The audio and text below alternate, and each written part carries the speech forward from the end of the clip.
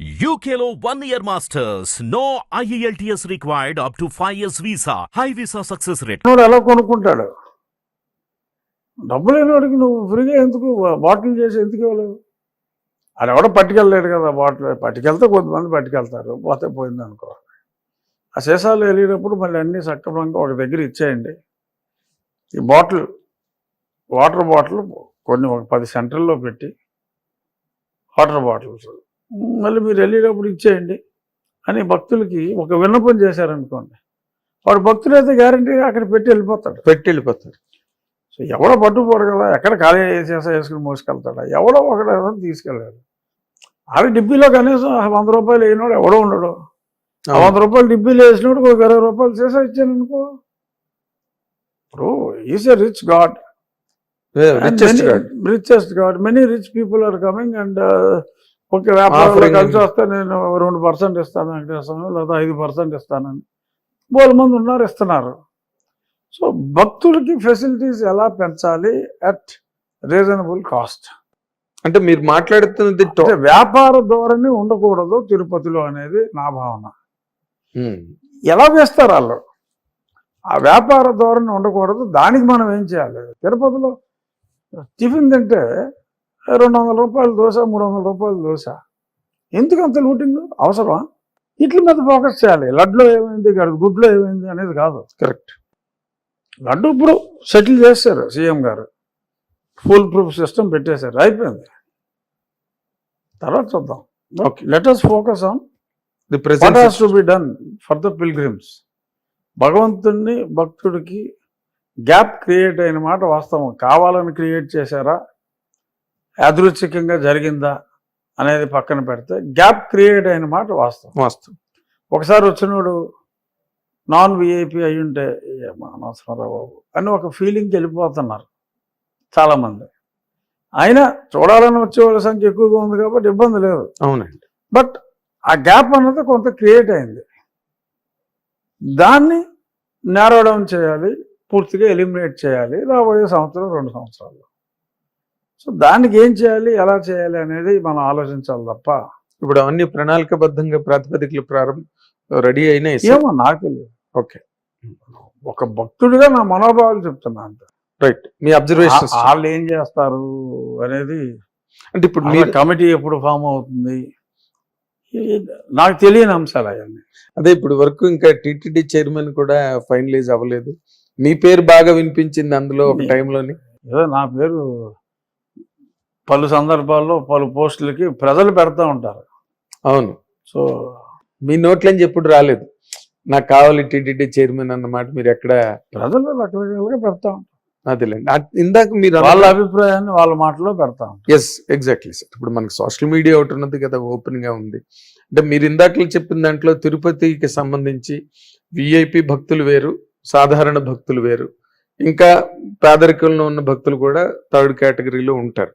But వీళ్ళందరినీ demarcate చేసి వాళ్ళని బైఫర్కేట్ చేయడం అన్నది కూడా అందరికి కామన్ చేసేయడం అంటారా? కాదు, డిమార్కేట్ చేయమని నేను అంటలా. ఇప్పుడు మీరు డబ్బున్న వాళ్ళ దగ్గర ఓకే ఒక 5,000 టికెట్ కొనుక్కుంటానన్నోడికి కూడా దర్శనం ఇవ్వండి, లేనివాడికి కూడా దర్శనం ఇవ్వండి అంటున్నాను. ఉచిత దర్శనాలు ఉన్నాయి, నేనేమి కాదంటలా. వాళ్ళకి అక్కడ ఫెసిలిటీస్ ఇంప్రూవ్ అవ్వాలి అంటున్నా.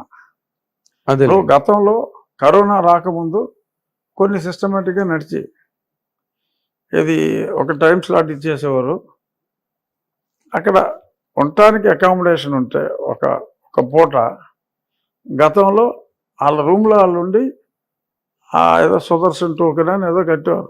ఆ టైంకి వెళ్ళేవారు, ఎక్కువ గంటలో క్యూ లైన్లో ఉండకుండా. అవును, క్యూలో ఉండే బదులు రూమ్లో ఉండేవాళ్ళు, ఇంకెక్కడైనా ఉండేవాళ్ళు. ఆ టైంకి 2 గంటల ముందో 3 గంటల ముందో వచ్చి దర్శనం చేసుకునే సిస్టమ్ ఉంది అక్కడ. ఇంత మునుపు ఆల్రెడీ ఎగ్జిస్టింగ్ అండి అది. కరోనా టైంలో తర్వాత కొన్ని అలా గ్యాప్ వచ్చేసి అంతకుముందు ఉన్న మంచి సిస్టమ్స్ని పక్కన పెట్టేశారు. ఇప్పుడు కాలినడకన వచ్చే భక్తుడికి ప్రయారిటీ పెట్టారు. That was a good decision. Priority. అవును. సో కాలినడకన వచ్చే భక్తుడికి ప్రయారిటీ ఇవ్వాలి అన్డౌటెడ్లీ. ఇప్పుడు అది లేదు, కరోనా టైంలో తీశారు, మళ్ళీ అది రీఇంట్రడ్యూస్ చేయలే. సో అంటే వచ్చేవాళ్ళు ఎక్కువైనప్పుడు ఎలాగ సర్దాలి అనేది it's not an easy task. But నేను అనేది ఏంటంటే ఆ దిశగా ఆలోచించాలి అంటున్నా. గతంలో ఎన్నో చాలా మంచిగా జరిగినాయి, ఆ మంచిని తీసుకుని ఈ 5 సంవత్సరాల్లో చాలా అబరేషన్స్ వచ్చినాయి, ఆ అబరేషన్స్ ఏంటి అనేది తీసుకుని so how to bring back the earlier good decisions and how to move away from the recent aberrations అనేది ఆలోచించుకుంటే, వాళ్ళు ఆలోచించట్లేదు అని నేను అంటలా, దే మైట్ బి థింకింగ్, అది నేనేం కాదంటలా. But there has to be shorter timelines. మీరు నార్మల్గా మీరు ప్రభుత్వానికి కానీ లేకపోతే చంద్రబాబు నాయుడు గారికి కానీ మీరు బాగా సన్నిహితులు కదా అన్ని కార్యక్రమాల్లోని, మీరేమి సజెస్ట్ చేయట్లేదా? You are not taking any active part in that అండి? ఇప్పుడు వరకు జరగలేదు. మంత్రివర్గం ఉంది, సో మంత్రివర్గ ఉపసంఘాలు ఉంటాయి, సో వాళ్ళతో మాట్లాడుకుంటారు. అదేలేండి, ఎలైట్ గ్రూప్ మాట్లాడుకుంటారు. మీరు ఎలైట్ కదా ఏంటి? నేను ఎలైట్ అవ్వచ్చు, బట్ నేను ఎలైట్ గ్రూప్ సభ్యుని కాదంటున్నా, అందులో మంత్రులే ఉంటారు. ఓకే, ఇప్పుడు నార్మల్గా ఈ ఇటీవల రోజుల్లో బాగా ఎక్స్ప్లోర్డ్ అయిన కంటెంట్ సనాతన ధర్మం అనే దాని మీద పవన్ కళ్యాణ్ గారు దాని గురించి మాట్లాడడానికి కూడా మీరు సమర్థించి మాట్లాడిన సందర్భాలు ఉన్నాయి. కానీ అక్కడ ఉదయనిధి మారన్ కానీ లేకపోతే ఇక్కడ ప్రకాష్ రాజ్ కానీ పవన్ కళ్యాణ్ గారి మీద విరుచుకుపడుతున్నారు. ఇప్పుడు సనాతన ధర్మం అనేది చాలా కాంప్లికేటెడ్ సబ్జెక్ట్ అండి, ఎవరో నిష్ణాతులు కాదు, నాకు I just know some fundamentals అంతే. అదేంటంటే ఒక్కొక్కటి దృష్టిలో ఒక్కో రకంగా ఉంటుంది. ఇప్పుడు నాకు ఇప్పుడు ఒక ఆయన చెప్పాడు, మనిషి దృష్టిలో భగవంతుడు ఎవడు అంటే మనం చాలా దేవుడి బొమ్మల్లో చూస్తాం, మనిషికి 2 చేతులు. సో అయ్యే 2 చేతులు దేవుడికి ఉంటే మనిషికి దేవుడికి తేడా ఉందని మనం 4 చేతులు అలా పెడతా ఉంటాం. మామూలు ఒకే జ్ఞానం ఉన్నాడు మానవుడు, ఒక తలకే ఉంది, బ్రహ్మ మహాజ్ఞాని చతుర్ముఖుడు 4 తలకాయలు, మన విజువలైజేషన్ అది. సో అలాగా ఒక చేమ దృష్టిలో దేవుడు ఎవరు, దేవుడు ఎలా ఉంటాడు, మనిషి 6 చేతులతోటో లేకపోతే 4 తలకాయలతోటో దేవుణ్ణి సృష్టించుకున్నట్టు మన విషయంలో ఒక చేమని నీ దృష్టిలో భగవంతుడు ఎలా ఉంటాడని అనుకుంటున్నావు అని అడిగితే ఆ చేమ ఏమంటుందంటే నాకు కొట్టడానికి ఒక కొండ అని ఉంటుంది. సో గాడ్కి 2 కొండలు ఉంటాయని చెప్పి చేమ భావిస్తుందంట. అంటే దాని విజువలైజేషన్లో దానికి ఒకటి ఉంటే దేవుడు చేమకి 6, దేవుడికి 2 కొండలు ఉంటాయి బహుశా. Much superior than that original ant. అలాగా ఈ సనాతన ధర్మం కూడా ఒక్కొక్కరి దృష్టిలో ఒక రకంగా ఉంటుంది. అవునండి. సో ఎందులో అయినా మంచి చెడు ఉంటాయి. సో వాళ్ళు మాట్లాడే పాయింట్ ఏంటంటే ఈ వర్ణ విభజన అనేది సనాతన ధర్మంలో ఉంది, ఆ వర్ణ విభజన వలన ఈ కుల వివక్షలన్నీ వచ్చినాయి. సో కాబట్టి బికాస్ ఆఫ్ ఆ వర్ణ వివక్ష వలన అదే సనాతన ధర్మం అని చెప్పి వాళ్ళు అనుకుని దానికి వ్యతిరేకంగా వాళ్ళు మాట్లాడుతున్నారు. వాళ్ళ అర్థం చేసుకున్న సనాతన ధర్మం ప్రకారం వాళ్ళు మాట్లాడిన దాంట్లో తప్పు ఉందని నేను అంటలా. That is their perception and their information or knowledge on that particular Sanatana Dharma. Their understanding.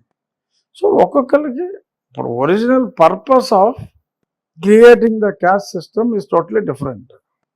చాతుర్వర్ణ model. ఎందుకు అంటే ఒక్కొక్కరికి ఒక నిర్దిష్టమైన పని అప్పచెప్పకపోతే సమాజంలో అందరూ కలిసి బ్రతకాలి అంటే కొందరికి కొన్ని పనులు అప్పచెప్పాలి. ఆ వృత్తి ప్రావీణ్యం వాళ్ళకు ఉంటుంది. సో అలాగా కమ్మరని, కొమ్మరని, వడ్రంగని, అన్ని రకాల క్రాఫ్ట్స్కి ఇప్పుడు ఒక వడ్రంగి వాళ్ళ కుమారుడికి వచ్చే వాళ్ళకి ఆ పని నేర్పుతాడు. కాబట్టి మనకి సమాజం అవసరానికి ప్రతి క్రాఫ్ట్లోనూ నిష్ణాతులు ఉండేలాగా పెట్టారు. ఆ రంగంలో అప్పుడు ఎవరు ఆ రంగాన్ని ఎంచుకుంటే వాళ్ళు ఆ కులం అని చెప్పుకున్నారు. అవును, మొదలైంది యాడమ్ అండ్ ఈవా, లేకపోతే భగవంతుడు ఒక స్త్రీ పురుషుడు సృష్టించడా, ఒక్కొక్క మతంలో ఒక్కొక్క రకంగా ఉంటుంది. అవును. బట్ మొదలైంది ఎగ్జిస్టెన్స్ మొదలైంది ఇద్దరు వ్యక్తుల దగ్గర నుంచే over a period of million of years. ఎందుకు వచ్చినాయి అంటే అందరూ కలిసి ఉండాలి అంటే అందరూ ఒకే పని చేస్తే మిగిలిన పని చేయడానికి ఎవరు ఉంటారు, అందుకని చెప్పి ఒక డివిజన్ లాగా పెట్టారు.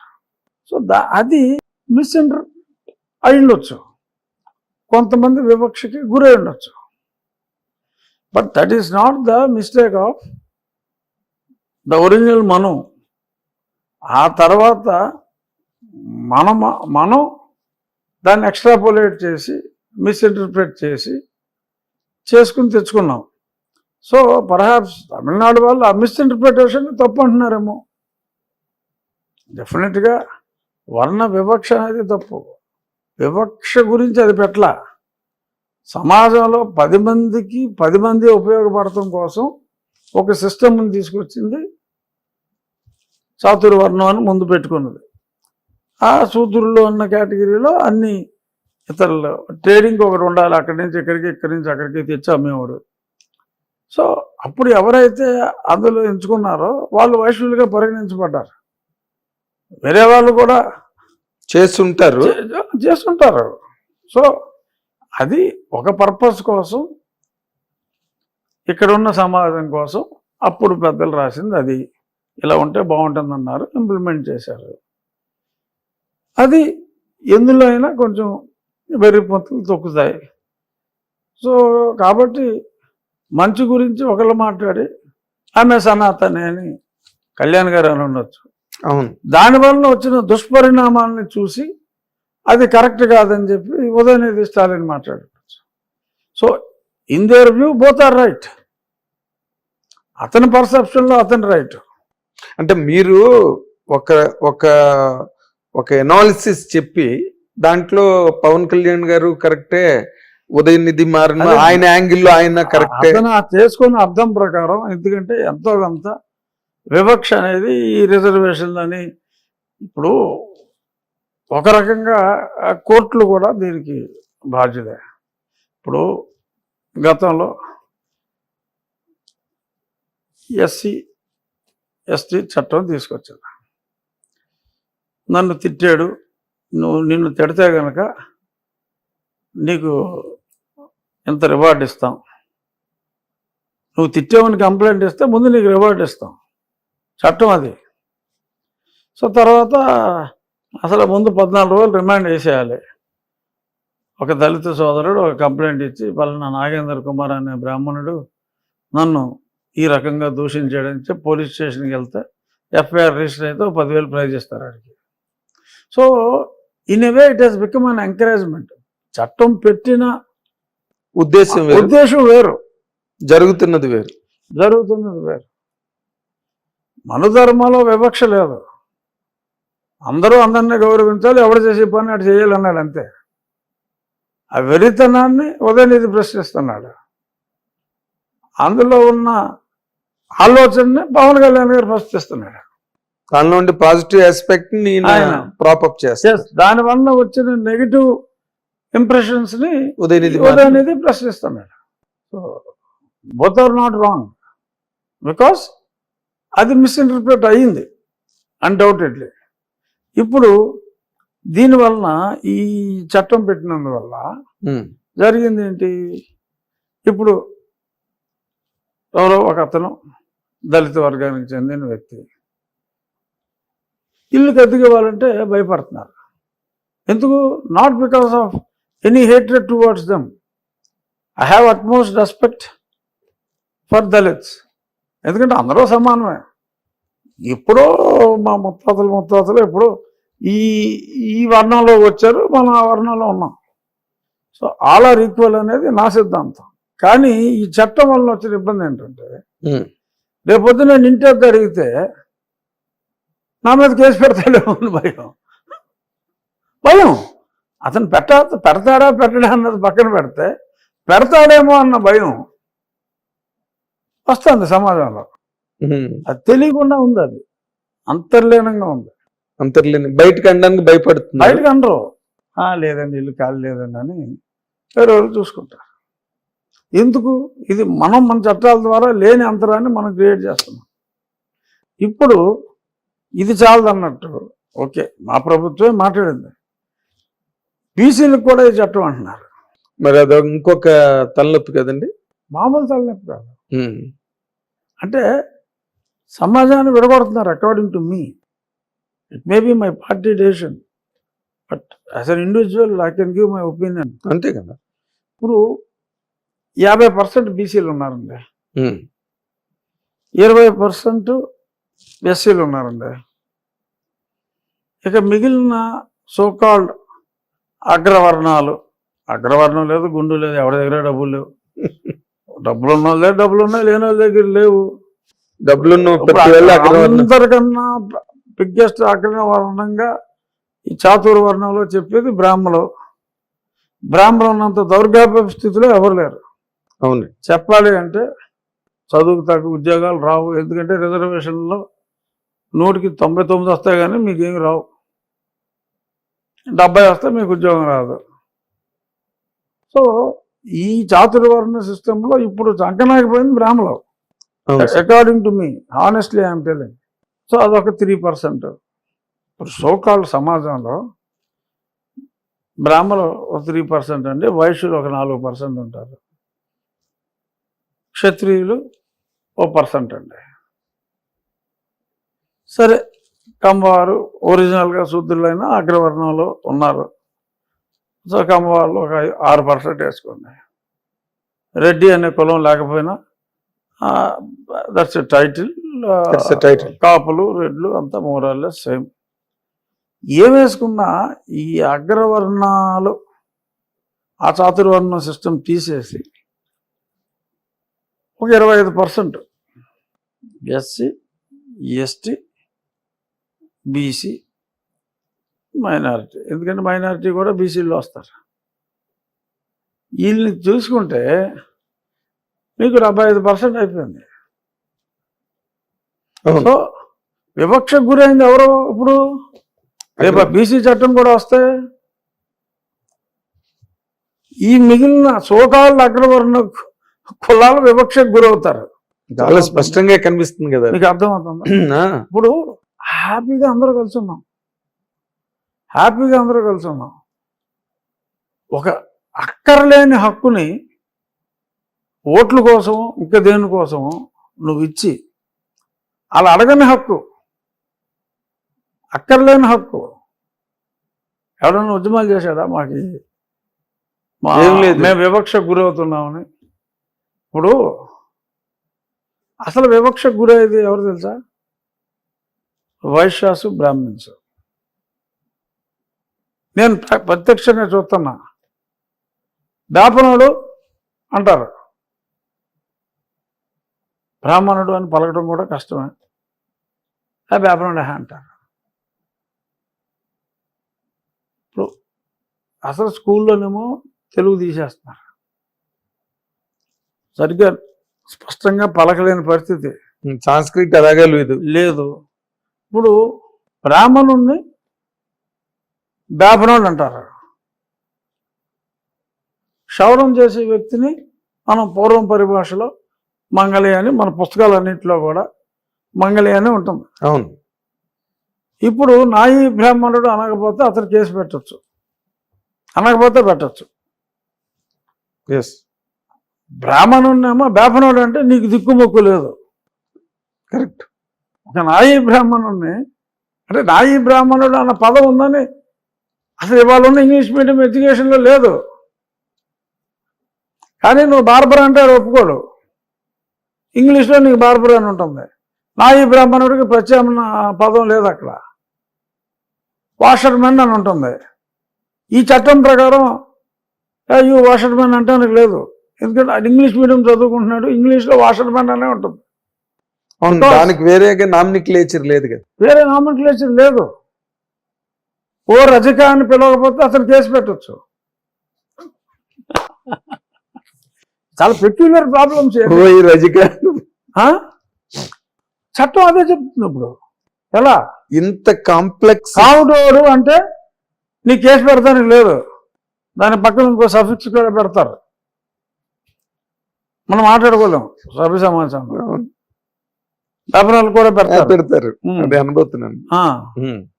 సో మీరు అనొచ్చు బీయింగ్ ఏ బ్రాహ్మణ్, నేను అనలేను అంటే మళ్ళీ బ్రాహ్మణ సంఘాలు నన్ను కూడా పడతాయి. అవును, బ్రాహ్మణ కొడుకులు అంటారు కదా. అదే మీరు అనొచ్చు, మిమ్మల్ని ఎవరేమంటారు, నేను అన్నాను అనుకోండి మళ్ళీ నన్ను తప్పుపడతారు.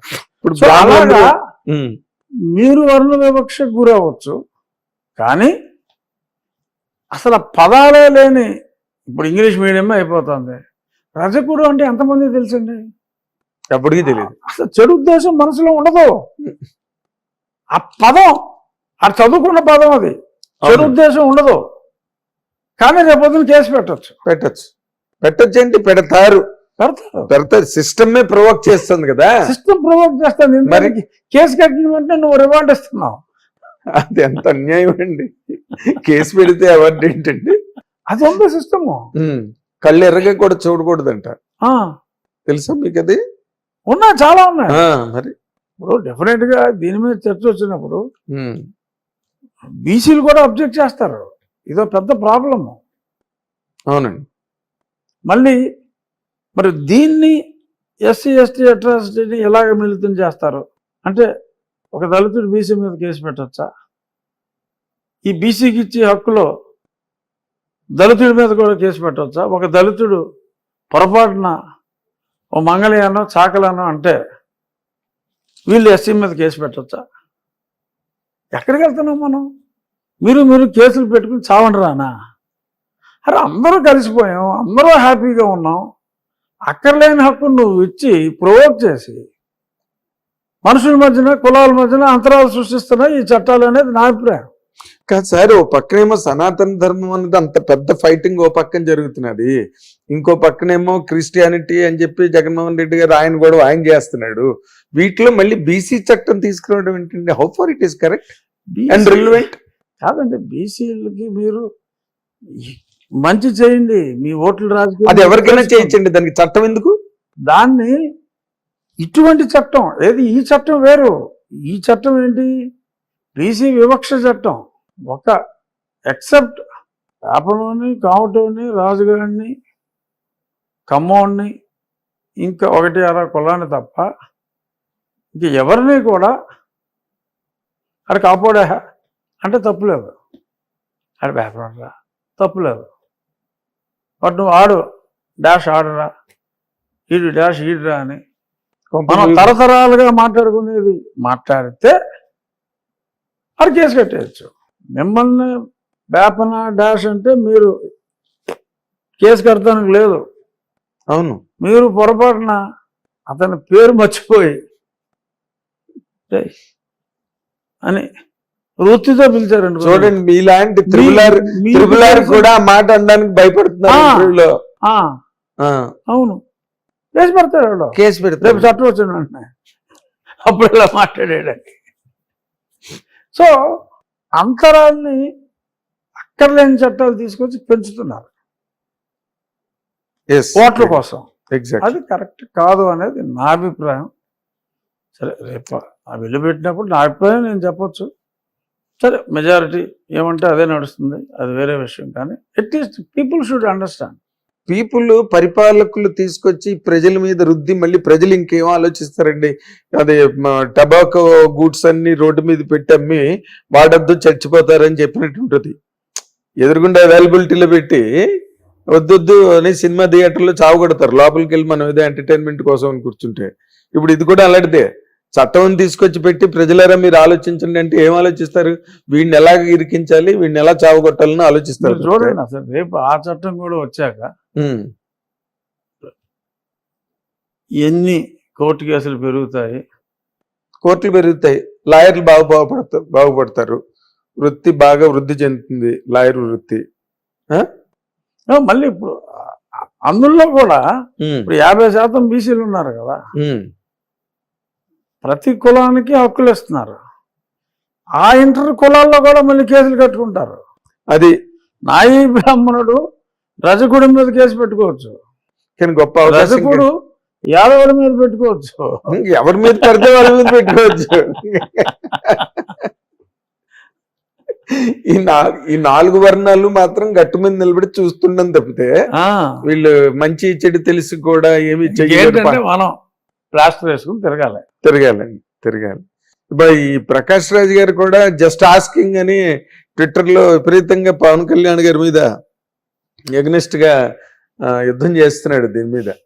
అదేనండి, ఇప్పుడు ఆయన రాజ్యాంగంలో ఉన్న వాక్ స్వాతంత్రం అనే దాన్ని బాగా ఆయన వాడుకుంటున్నాడు.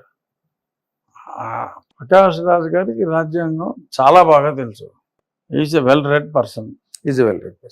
నాకు చక్కటి పరిచయం ఉంది ఆయనతో. Is a well read person.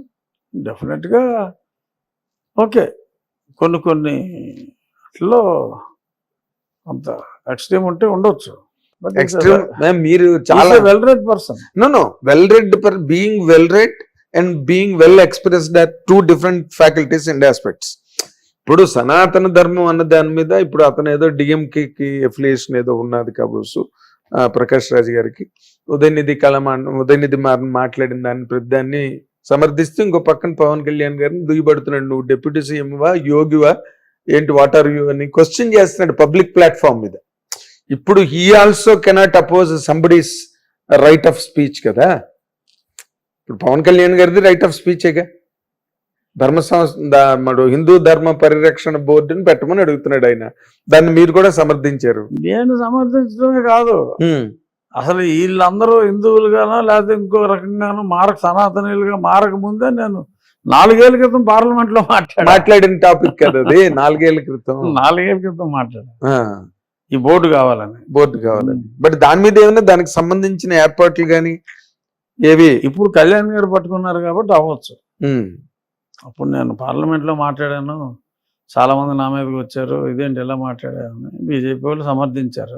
కాదు మీరు మాట్లాడితే మీ మీదకి రావడం కాదు, మీ మీదకి వచ్చే మాటలే మీరు మాట్లాడతారు. జనరల్ టాక్ ఉండదు మీ దగ్గర. 10 మందిని ప్రేరేపించి ఆలోచింపజేసే మాటలే మీరు మొదటి నుంచి మాట్లాడుతున్నారు. అవన్నీ ప్రూవ్ అయ్యాయి. జగన్మోహన్ రెడ్డి గారి మీద మీరు డైరెక్ట్ గా ప్రత్యక్ష యుద్ధానికే దిగారు, being with in the party. So మీరు ఇంకా ఆయిరత్తులు వరుణ్ అంటారు తమిళ్లో, అంటే వేలల్లో ఒక్కడు అన్నమాట.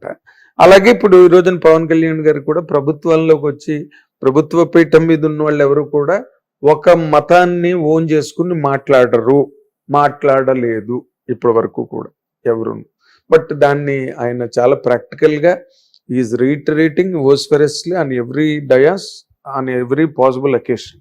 దానికి ఏమైనా మరి నరేంద్ర మోడీ గారు కూడా హిందూ ధర్మ పరిరక్షణ ఆస్పెక్ట్ లోనే ఆయన మూవ్స్ అన్ని ఉంటాయి. దాని గురించి ఏమైనా కట్టుదిట్టమైన ప్రణాళిక ప్రాతిపదిక తయారవుతున్నదండి లేదా? తెలియదు.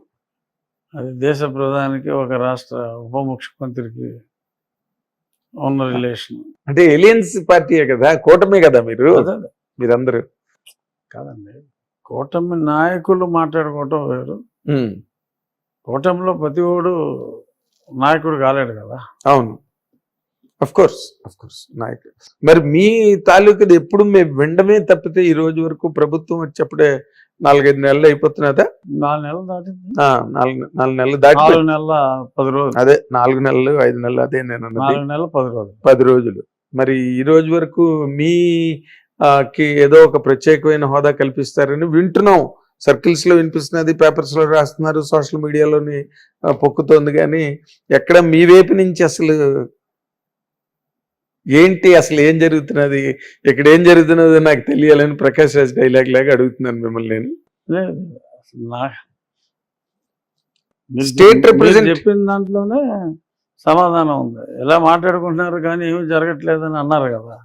నేను అదే సోషల్ మీడియా మాట్లాడుకుంటున్న మాటలే నాకు తెలుసు, ఎందుకంటే సోషల్ మీడియాని ఫాలో అవుతాం కాబట్టి. అంటే నార్మల్ గా మీరు ఈ పార్టీలోకి వెళ్ళి ఈ పార్టీ ద్వారా పోటీ చేసి గెలిచి ఆ నేపథ్యంలో చాలా మంది ఏమనుకున్నారంటేనండి, అందరి వాయిస్ నేను రిప్రజెంట్ చేస్తున్నా, ఎందుకంటే you are the first rebel. పార్టీలో ఉండి జగన్మోహన్ రెడ్డి గారి పార్టీని మీరు అస్సలు మామూలుగా చీల్చి చెండాడలేదు మీరు దాన్ని. అలా చేసిన మొట్టమొదటి వ్యక్తి. తర్వాత ఈ ఎలక్షన్ వాతావరణం అంతా బాగా వచ్చిన తర్వాత పార్టీ మాట్లాడుకోవడం వేరు. మీరు విత్ ఇన్ ది పార్టీ ఉండి ప్రాణాలకు కూడా తెగించేంత వరకు వెళ్ళిన వ్యక్తి మీరు. 3 సార్లు చావు తప్పించుకున్నాను. అదే అంటున్నా. అలాంటి మీకు ఏదో ఒకటి 100% ఒక ప్రత్యేకమైన స్థానము, లేకపోతే ఒక ప్రత్యేకమైన యుద్ధమిద్దమైన నిర్దిష్టమైన హోదా ఏదో ఒకటి కలుగుతుందని, కలిగిస్తారని చెప్పి అందరూ ఆశించారు. But why it is not happening? మీకు తెలిసినంత వరకు, మీ అబ్జర్వేషన్ వరకు, what is blocking you? Blocking మీయా? What is blocking the leaders అనేది మనం అడగాలి, అంతే తప్ప. అదే సార్, ఫ్రమ్ దట్ సైడ్ మీరు ఆర్ బీయింగ్ బ్లాక్డ్ అంటే, ఇప్పుడు మీకు ఏదో ఒకటి ఇస్తే you are on the forging direction, you are on upsurge. ఇవాళ ఫార్చునేట్గా నాకు అవసరం లేదు, ఫార్చునేట్గా. ఎందుకంటే మొన్న లాస్ట్ వీక్ విజయనగరంలో కలిసాం, లాస్ట్ మంగళవారం. అవును, 6 రోజులైంది. విజయనగరంలో నా కాన్స్టిట్యున్సీ కాదు, నా ప్రాంతం కాదు, మీకు ఏ రకంగా సంబంధం లేదు, ఏమీ సంబంధం లేదు. విజయనగరంలో ఆ 500 మీటర్లో రోడ్డుకి 2 వైపులా ఉన్న క్యూ లైన్లో నాకెంత గౌరవం ప్రజలు ఇచ్చారు. మిమ్మల్ని ఎంతమంది పలకరించారో, మిమ్మల్ని చూసి ఎంతమంది కేకలు పెట్టారో నేను ప్రత్యక్ష సాక్షిని. మీరే ప్రత్యక్ష సాక్షి. ఎస్, నాకు తెలిసి రాష్ట్రంలో ఏ మంత్రికి కూడా అందులో 10వ వంతు కేకలు కానీ ఇంకోటి కానీ ఉండవు. కేరింతలు కెవ్వు కేకలు లేవు. మీరు కాబట్టి అంటే నేను అనేది, ప్రజల్లో నాకు అంత గౌరవం ఉన్నప్పుడు ఈ పదవి నాకెంత అంటలా, ఇవ్వనందువల్ల నాకు నష్టం లేదంటున్నా. అదే, మీకు వాటిల్లో నష్టం ఏం లేదు. నాకు వాటిల్లో నష్టం ఏమీ లేదు. మీ ఇమేజ్ ఏం తగ్గదు, మీ పాపులారిటీ తగ్గదు. ఎవడైనా మంత్రి అయితే 10 మంది గుర్తిస్తారేమో అని అనుకుంటారు జనరల్గా. అవును, అసలు నాకు ఏ పదవి లేకుండా నాకు ఆ గుర్తింపు ఉంది. ఈవెన్ నేను ఎమ్మెల్యే కాకపోయినా కూడా నాకు ఆ గుర్తింపు, అదే గుర్తింపు ఉండేది. అవును, ఈసారి ఎమ్మెల్యే కాకపోయినా, ఈసారి నేను ఎమ్మెల్యే కాకపోయినా, గెలవకపోయినా, పోటీ చేస్తే గెలుస్తారులేండి. అందుకని ఎమ్మెల్యే కాకపోయినా కూడా నాకు అదే ప్రజాదరణ ఉండేది, దాంట్లో అయితే డౌట్ లేదండి. As a media person I'm so you are being loved and admired by lot of people, lot of neutral people. అందరికీ పార్టీ అఫిలియేషన్ ఉండదు కదా. పార్టీ అఫిలియేషన్ లో ఉన్న వాళ్ళు కూడా కొంతమంది బయటకు చెప్పలేకపోవచ్చు, So, నాతో అంచేత- వ్యక్తిగతంగా అన్న వాళ్ళు చాలా మంది ఉన్నారు. న్యూట్రల్ పీపుల్లో ఎస్ నన్ను అభిమానించే వాళ్ళు ఉన్నారు, లక్షల్లో ఉన్నారు. ఎస్, సో అంచేత ఏ పదవి రాలేదు అన్న బాధ హానెస్ట్గా చెప్తున్నా, నాకు ఏ కోసమే లేదు. హానెస్ట్గా చెప్తున్నా. ముందు ప్రమాణ స్వీకారం రోజు పిలుపు వస్తుందని అనుకున్న మాట నిజం. ఒక 2-3 నిమిషాలు okay, or at the most 5 నిమిషాలు వదిలేసాం. పూర్తిగా ఎమ్మెల్యేగా నా పనిలో నేను మీ అంత బిజీగా ఎవరు లేరని నా ఉద్దేశం అండి. అట్లీస్ట్ మినిమం 5 నుంచి 5.5 రోజులు కాన్స్టిట్యున్సీలో ఉంటున్నా. 1 రోజు 1.5 ఇటు వస్తున్నా, హైదరాబాద్ వస్తున్నా. నేను మధ్యాహ్నం వచ్చా, వాళ్ళు సాయంత్రం వెళ్ళిపోతున్నా. 6 o'clock నా ఫ్లైట్. సో నేను ఫుల్ బిజీగా ఉన్నా. I'm enjoying my duty with overwhelming public support following at every nook and corner of the state. At every nook and corner of the state. Yes. So నేను expect చేసింది ఇదే. So I got what I had expected. మీరు ఆశించింది మీకు దక్కుతుంది. నేను ఆశించింది ప్రజాభిమానం.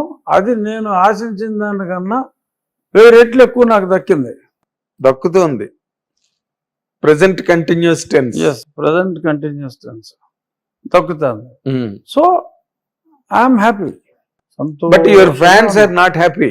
You should also make it point. మీకు ఏదైనా వస్తే వాళ్ళు చంకలు గుద్దుకుందామని ఆలోచనలో ఉన్నారు, అది జరగట్లేదు. వాళ్ళు దాని గురించి వెయిట్ చేస్తున్నారు, ఎప్పుడు జరుగుతుంది, ఎలా జరుగుతుంది.